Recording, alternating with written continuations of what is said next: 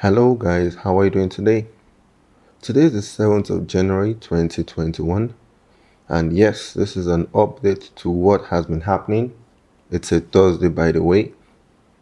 We already know that Fridays are usually profit taking days, right? So this is just a quick update to what has happened thus far. For the dollar index that we use as a major source of direction for the majors and also gold, right? We had dollar index first of all on Monday push higher, but then everything was swallowed up, and then we knew that this move here should be the one that we should be looking out for with respect to a retracement. All right, yesterday I expected a retracement to this area here in order to take advantage on the majors, but it didn't get there. But today, or rather yesterday, it now got there on the 6th of January, and then from here it now pulled back. So this was the area to watch yesterday, and based on selling the dollar index, of course, we already know that for instruments such as the dollar Swizzy, we should be selling as well, and then it's for us to know the areas to sell, right? I hesitated a bit on this, not sure why, and I missed out on this opportunity here. As you can see, a little form of support here, support, form of resistance, and it came back here and I hesitated. This would have been a clean entry. You would have placed a trade here. If you were going to use pending orders, could have been here or inside, or you'd have just waited for the candle to form. I can see that this candle here in question is more or less a pin bar. It's more or less a hammer signaling shots, and of course it actually did according to plan. So well, no need to cry over spilled milk, but that's what we have over here. But I was able to get one trade based on the dollar card, based on the shots as well. And well, on this trade that we have here, it hasn't really moved much, but I'm expecting that today, based on what's happening on the dollar index still, I'm expecting it to still drop further down, right? And then of course if it pushes higher, then no problem, a loss is a loss. But the truth now is that a loss can also be a good trade, right?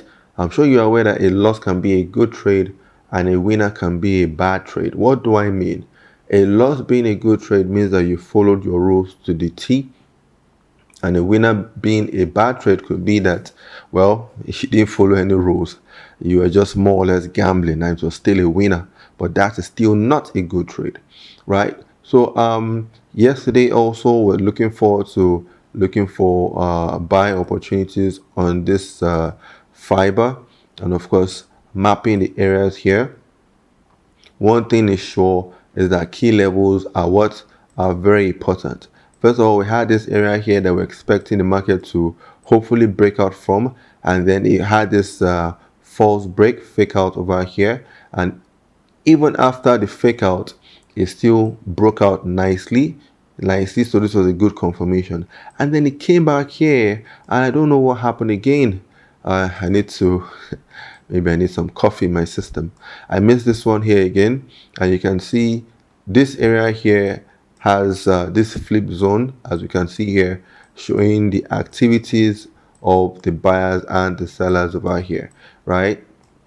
Showing the supply and demand areas, and these are always good for areas of entry. But as I said earlier, no need to cry over spilled milk. There will still be more opportunities as long as you know what you're looking for, as long as you know the directional bias that you should be focusing on for each day, right? Today being Thursday, I hardly trade Thursdays anymore. So that means that my USD card, I'm just going to hold it and wait out, so you can pay attention to the USD card and see what happens, whether I was able to cash out and make more. And also, I don't hold trades over the weekend anymore, right? I don't hold trades over the weekend anymore. So most likely today, tomorrow, I'll be out of this trade. So I'm expecting some volatility to come into the market.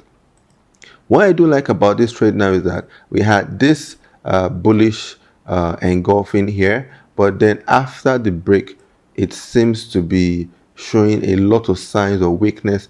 It has gone back to this area of support, this demand area, and well, quite right is struggling there. It might probably be about 50 to 61.8 on the fib, looking for more buyers to launch here. But I'm not bothered.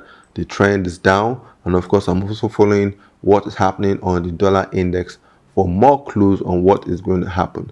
It's always good for you to have a good idea of what's happening in the market. It will always save you, right? Because once you have a good idea, your confidence level tends to increase, right? And you know where to set your stop loss, you know where to set your take profit. There's nothing more. You've already done your calculation on your risk to reward ratio. There's nothing more to fret about. And of course, your risk management is good to go. I'm not risking something that will scare me, and you shouldn't also be doing that, right? When it comes to this business of forex trading, there are always a lot of opportunities. There are always a lot of instruments that can be traded from here, from the currencies to commodities to the cryptocurrencies to the equities, energies, and so many. So it's always good for you to just take your time, relax, and trust me, you don't need too many trades on a monthly, I would say on a monthly basis, right? Even if it's just one good trade that you have, it could easily give you your returns, right? It could easily give you your returns. So looking at what we have here, right? Nothing serious on the radar. Pound USD has been stuck in a range, right from the beginning of this week. We've been having this. I've been expecting a breakout either to the downside in order to pull back here, get an entry, or either to the upside, pull back and then get an entry around that area, or worst case it could even break out, because I always like a breakout initially.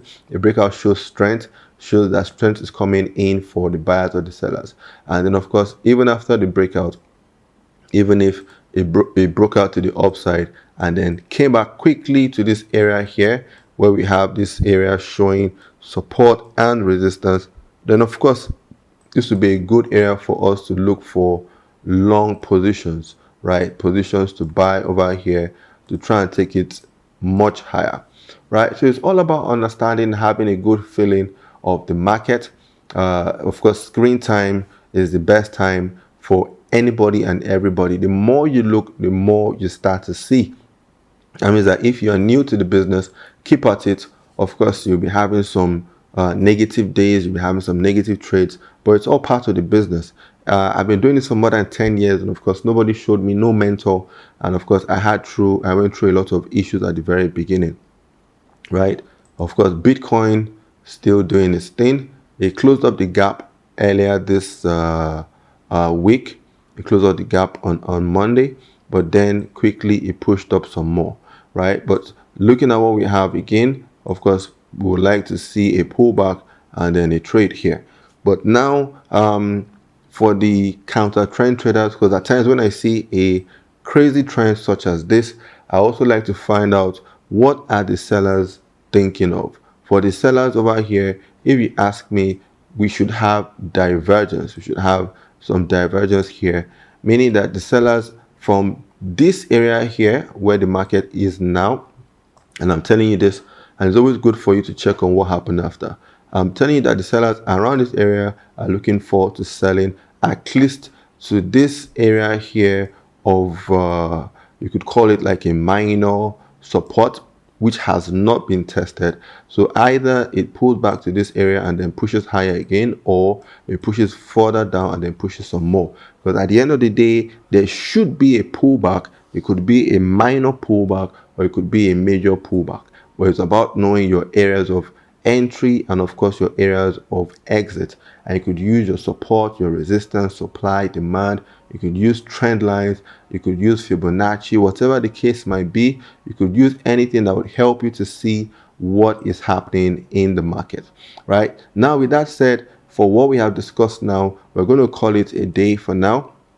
I'm going to wish you best of luck in your trading, and ensure to always practice proper risk management, and always ensure that you are not trading without stop loss. Anything can happen in the market at any time, right? It could be a natural disaster, it could be high impact news, it could be breaking news, whatever the case might be, right?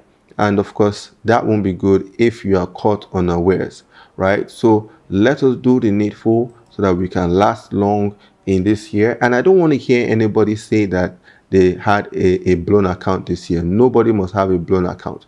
Even if you're not making, profit as such, just be on the break-even side. No blown account this time around.